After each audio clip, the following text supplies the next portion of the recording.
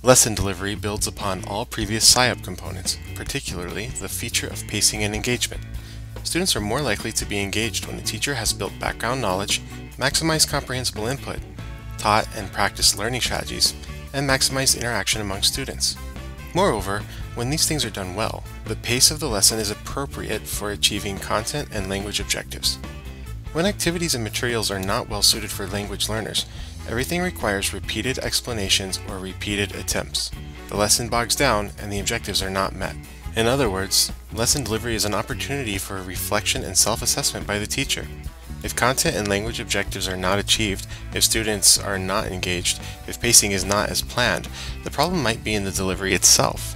More likely, however, the problem came before the lesson was delivered, during the planning and preparation, and the teacher will benefit from reviewing prior SIOP components. And here? So yesterday we were looking over text features, correct? Yeah. All right, and we talked about subtitles? Yes? Sergio, right? We were looking at all text features, and subtitles is one of those text features. So what I want you to do is look at pages 9 through 13. And you're going to just look at the subtitles. You're not looking at pictures, you're not looking at captions, you're not looking at vocabulary words. And Sergio, what you're going to have to do is predict what each subtitle is going to be about under that section. So you don't have to write me a book to tell me one sentence what you think it's going to be about under this subtitle. What do you think this section is going to be about under this subtitle? And then be ready to share it. Good? And I'm thinking that should take you no more than 4 minutes. Good? You understand? What we... All subtitles or just... All subtitles. I think there are 5 of them. So you're writing like 5 sentences. You can write 5 sentences in 4 minutes. Go ahead. Are you ready with the first 2? Yes? Okay. Can you put your pencils down? Okay.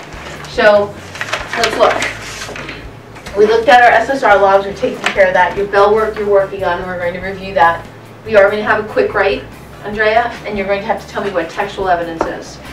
And not only what it is, but why is it important? Why do we waste our time providing it? It has to serve some purpose, don't you think? Mm-hmm. Okay, do all your teachers have you provide textual evidence? Yes. Yes, it's important. It's necessary. Okay? Then we're going to read Mountain of Fire. And then we're going to work on a graphic organizer that I put at each table, but I told the person just to hold on to them because we're not using them yet. All right, so let's go back to here. So let's look at subtitled. Let's just look at the first 2.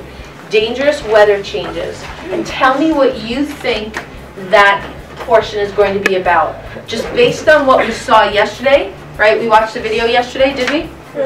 Yeah? Mm-hmm. Right? And then we also, what else did we do to prepare for today? We have anything to do with text features? Yeah. What did we look at? We looked at the picture captions, subtitles, captions. Good. We looked at text features. All right. So here is our first subtitle. What did you say it was going to be about, Andrea? Maybe it was about the bad weather, like how it changed with volcano due to the volcano eruption. The weather changed with the volcano eruption? Mm-hmm. So what changed the weather, do you think? The ash. The ash changed the weather. Okay. I want you to tell me, I have 2 questions that I need you to answer. Okay? We'll just do one at a time. It might look like a lot, but it's not that terrible. Okay. So the first one, you're going to tell me, where is it? What does it mean to provide textual evidence? So don't write yet. If I asked you to give me textual evidence or provide textual evidence, Destiny, what does that mean? And I'm looking just for a quick, just for a quick statement. So if I ask you to give me textual evidence, what does that mean? Or what does that look like?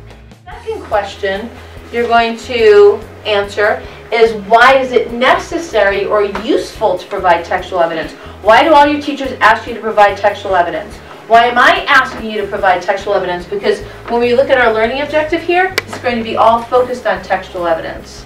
Okay? So why is it necessary to provide textual evidence when either answering a question or completing a research paper, or have you ever been in an argument with someone? Yeah. Okay. Well, if you provide textual evidence, why might that be helpful?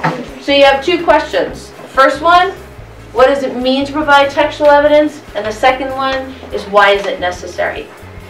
So, what does it mean? And why is it necessary? So, I would think a minute and a half for each one. Go.